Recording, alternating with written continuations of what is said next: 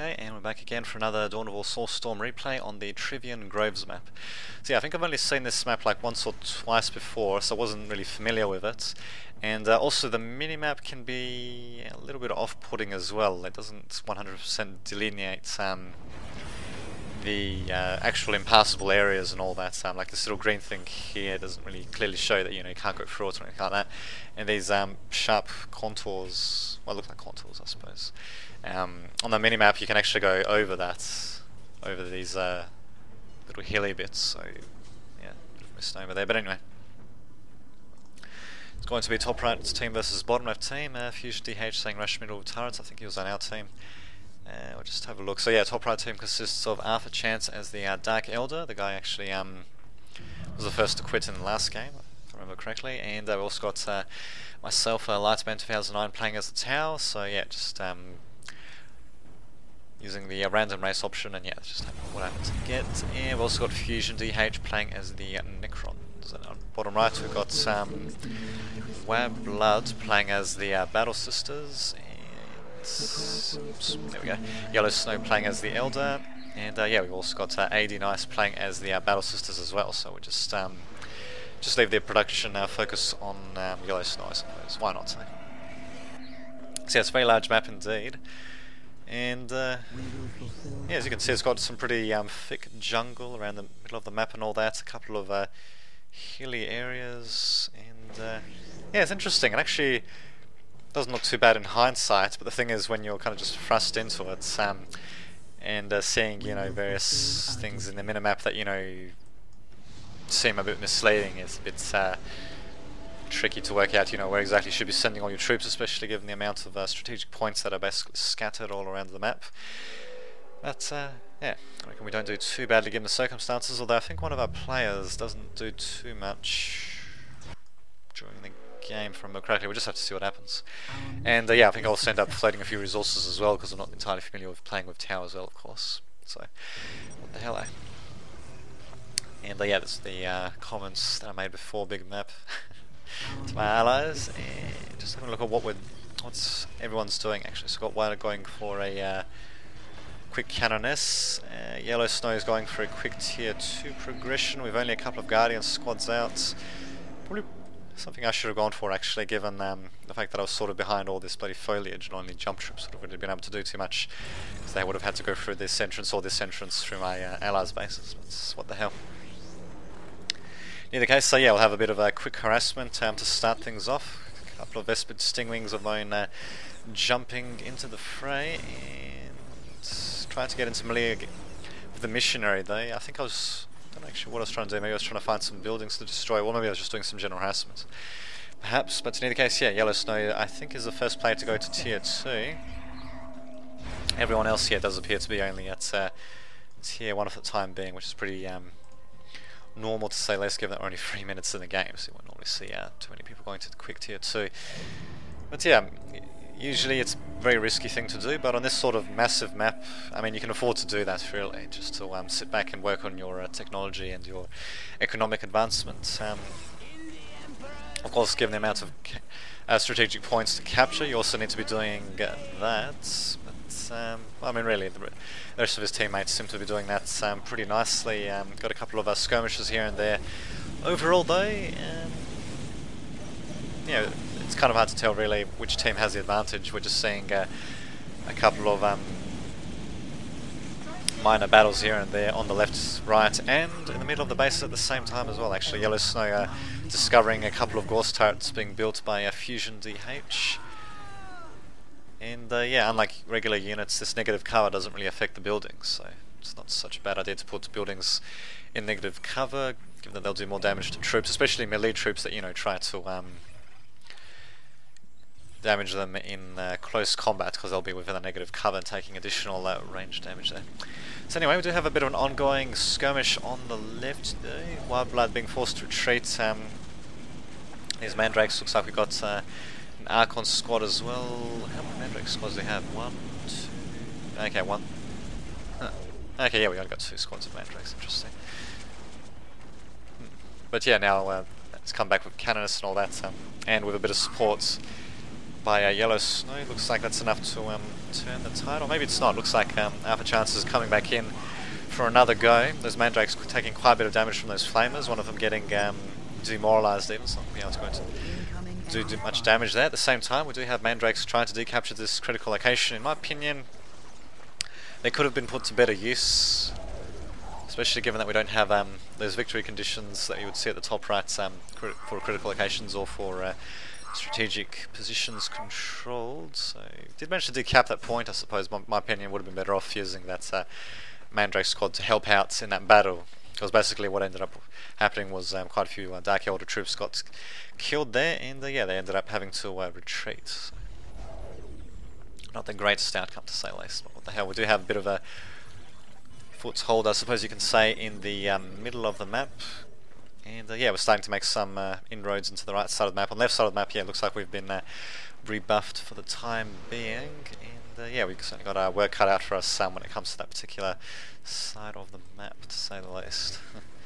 Speaking of which, looks like AD on Ice is at tier 2, going for our Emperor's Touch research. And okay, also got a couple of holy icons here and there to get the faith resource. We're going for tier 2. Let's see, I'm going for tier 2 as well, and Alpha Chance is going for tier 2. So yeah, it looks like everyone except for Fusion DH is going for tier 2, or is already at tier 2. Alpha Chance presenting one hell of a defense, but oh, that's interesting. Okay, Yellow Snow upgrade. He completely reinforced his Guardian squads, but didn't actually get a Warlock out yet. So those Mandrakes, they could have done quite a bit of damage actually. But yeah, Yellow Snow managing to hold the line for the time being, and yeah, now he's getting a couple of Warlocks in the fray as well. Speaking of which, there's my stealth suit jumping in there, and unfortunately they won't be able to decap this point, I don't think. No, I won't be able to, just getting taken out very quickly, so yeah, it's very unfortunate. We've also got the first researchers coming out as well. Plasma grenade research coming out from Yellow Snow, so yeah, looks like he'll be focusing a little bit more so on his Guardian squads by the looks of it. And yeah, Guardian squads are actually not too shabby really once they have various upgrades and such research for them. They're very micro intensive though, and they're very fragile though, even with the Warlock attached.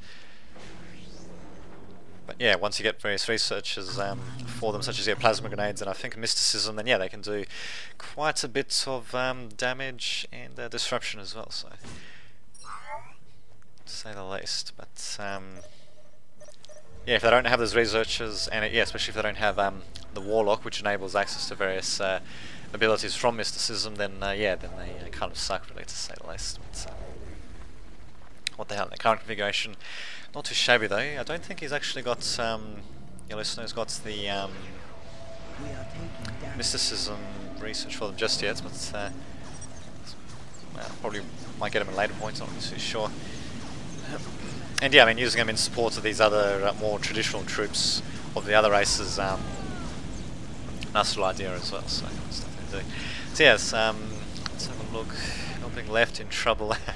So yeah, I mean, just sounds like helping left there was a bit in trouble as well, so very unfortunate. So yeah, opponents starting to advance from the left flank while we're basically sticking around the middle and the right, so there we go. Looks like we're finally starting to send a few troops over to meet their advance on the left here, and yeah, we'll just have to see what the outcome of this would be. So as you can see, we've got massive amounts of negative cover there.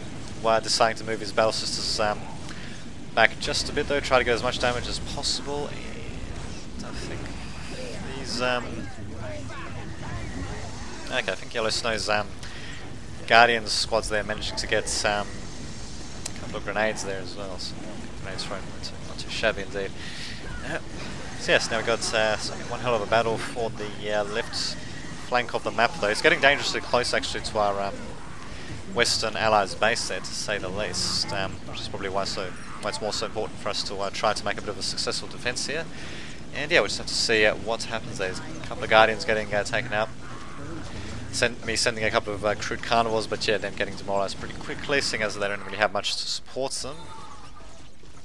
Also got a Tau Commander just jumping into the fray as well, and there we go, finally jumping him back, barely in time. Yep, there we go, barely managing to keep him alive there. So, well, the missile launch can do quite a bit of disruption, to say the least. Guardian Squad being taken down, not before using the Ensnare ability. The Warlock is one that uses that ability. And, yeah, basically rooting these guys in place. But really, I was planning to keep them there anyway. As for my own troops, I probably should have gotten at least 1 or 2 shield drones for each squad to stop them from receiving so much range damage. Because these chasseurs that they get, well, they're basically just, you just get them really to throw grenades at the opponents. Which I suppose I think I did at every opportunity, but really didn't seem to make too much of a difference. Those photon grenades, they do quite a bit of, I think they're photon grenades. Yeah, they do quite a bit of damage. But they do some damage in a wide area of effect, but they don't do much more outside of that though, so they don't really disrupt enemy troops the same way that frag grenades would for a Space Marine commander, for example.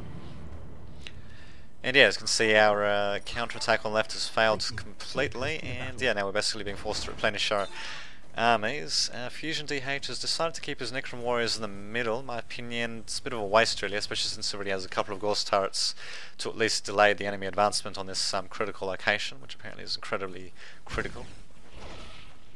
Though not really in my opinion. Not as critical as, say, for example, defending the western approach to our allies' base, but anyway. He's going to decide to keep his Necron Warriors there anyway. Why not, say? Why not? And yeah, if we have a look at the armies, from what I can tell, yeah, it looks like we're at one hell of a disadvantage here. So we really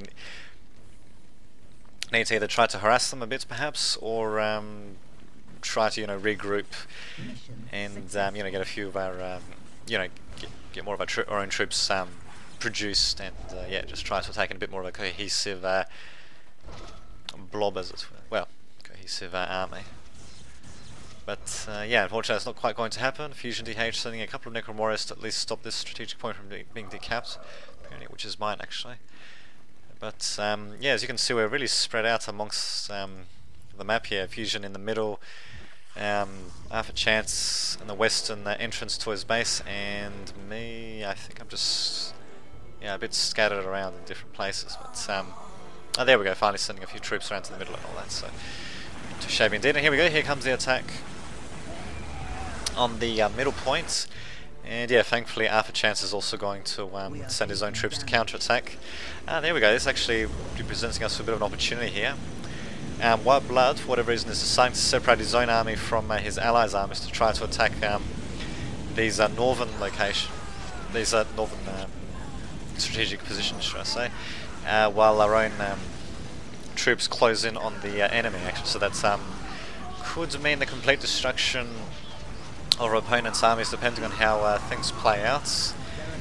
And what the hell, I just have to see what happens. It looks like the only squads left for our opponents in the middle are now these Warp Spider squads, and yeah, as you can see, they're taking quite a bit of damage as well, but yeah, as you can see, our own squad's sort of being tied up a bit with that's Warp Spider, not Warp Spider, that's Wraithlord coming in. Warp Spider is actually teleporting to take out our own troops at close range, and they're going to teleport again. No, maybe not. Interesting. Well, in either case, yeah, actually managing to successfully at least delay our push in the middle there, and yeah, being able to take out a few turrets then. At the same time, our Sisters of Battle opponents has taken this opportunity, yeah, first of all to wipe out, actually hasn't decaptured Strelic though, but in any case, yeah, to destroy a few buildings in the northernmost tip of the map, and yeah, now they're going to be destroying Arthur's base there. Very unfortunate indeed. And yeah, we're basically being tied up in the middle here. For some reason, Fusion's got a... Oh, actually, there we go, he does have Mortars out for a reason. Have those Wraithlords attacking. Second one coming out for the Yellow Snow. Unfortunately, Fusion needed to mark them a little bit better, to say the least. But oh well. Yeah, they've got our opponents unfortunately managing to win that battle in the middle, while the battle for Arthur's base rages on. Got a nice use of the, let's see, okay, there we go, of the Emperor's Touch ability. I think it was on this squad, or I think it was hard to tell really, but anyway, yeah, very nice use indeed. It's a good reason for at least maxing out one of your squads of Battle Sisters, get many of them firing that very fancy Emperor's Touch bolter. And yeah, basically now we're pretty much completely screwed at this point. I mean, Arthur's base is almost completely destroyed, and yeah, of course I'm again trying to send my troops in dribs and drabs, sending in a battle suit But yeah, single battleship against this many troops is not going to do too well, to say the least, as you can see. Getting taken out pretty quickly. We've also got Sea Council and a few fancier things, troops coming out, should I say, for our elder opponent. For whatever reason, he doesn't have the Farseer out. Not really sure why, because Farseer would be perfect to attach to the Sea Councils, as the each member, I'm pretty sure, decreases the recharge time for the Farseer's abilities. But, I suppose it's not entirely necessary at this point. Whoa, where the hell are they shooting those melters, I wonder? Interesting. Oh, of course they were shooting at this landing craft, wow. And yeah, as you can see, my own base is slowly getting destroyed as well. Let's see, help me left. Trying, yes. I think they were just indicating some part of the map, and I was like, yeah, I'm just trying my best. Got another crisis battlesuit coming out, and God knows we're certainly in a bit of a crisis though. But this battlesuit though is not going to be able to do too much against this massive army here. Fusion, as you can see, he's wow, he's got crap loads of immortals. I knew he had all of his forces basically at his base, but I didn't think he'd actually be building pure immortals. Yeah, he's continuing to build more immortals from his monolith, so very bizarre move indeed. I mean, they did have a couple of vehicles, but they're mostly just transport vehicles and a couple of Wraith Lords. I mean, nothing really too fancy. Alpha Chance, of course, asking my Necron ally why he's just sitting there. And yeah, there's a message by me saying I can't hold my base. So yeah, basically getting completely flattened there. Whatever troops I produce are basically getting destroyed the second they step out of their barracks. So yeah, not doing too well for me. I think I do manage to get a builder out. There we go. Do manage to get a builder out to start building my own headquarters in my Necron allies. I should say. Alpha Chance doing the same thing as well, building his first Hold of Blood from this new area, and he's saying, well, I'm not sure what for. Ah, okay. There we go, because yeah, my Necron ally is sending out his troops. And yeah, it's too late, of course, but the problem is though, he's only sent Immortals out for some reason. I don't know what he was thinking, sending out pure Immortals out against an infantry heavy army. Very bizarre indeed. He does have his own Necron Lord out, but as you can see, those Celestians, they can apparently take quite a bit of damage. But there we go, Necron Lord managing to at least get one there. Doing a bit of a sink kill there while the rest of those Celestians run away. So, and yeah, basically they managing to destroy the rest of my buildings. Yeah, not really much I can do about that. Also have Battle Sisters engaging our last little stronghold in this map, I suppose. Do have a couple of structures here and there as well, but really it's nothing much to speak of, to say the least. Okay, that's right, I do actually build a barracks here, and because I do still have the Monskar command post, able to queue up a few of these crisis battle suits while this thing's still alive, and yeah, they'll actually continue to be produced even when this thing's destroyed, but yeah, it's a bit late at this point. Indeed. Especially now that we've got relic units coming out from our opponents. Me saying anyone in power, presumably I've got a bit of surplus. But yeah, very unfortunate. That's our opponents just produced pure immortals and didn't really do too much, to say the least. I could have done a bit more myself actually. I didn't really demonstrate too much in this game because I was trying to cover what was happening in different sectors of the map at once. But yeah, I was also floating some resources here and there as well. Something that you really have to watch out for in Dawn of Soulstorm. But what the hell, as I play different races and all that, get more used to them as get a better idea of what I should be spending money on and all that. But what the hell? These early stages are a bit harder to spend the money more appropriately. But anyway, there goes one of our opponents, one of our allies, should I say, and indeed, and I believe this is where I quit as well. So quit right in the middle of that Eldritch Storm. So pretty nice little there we go. Pretty nice little still image of that, actually. Very flash. Indeed. So did manage to get 3 of these crisis battle suits out, but yeah. I think I was planning to do some counter harassment on our opponent's bases, but yeah, it wouldn't really make that much difference, really. So there you go. Interesting game. So yeah, it's a good game to our opponents. This has been Dame Vidovich signing off.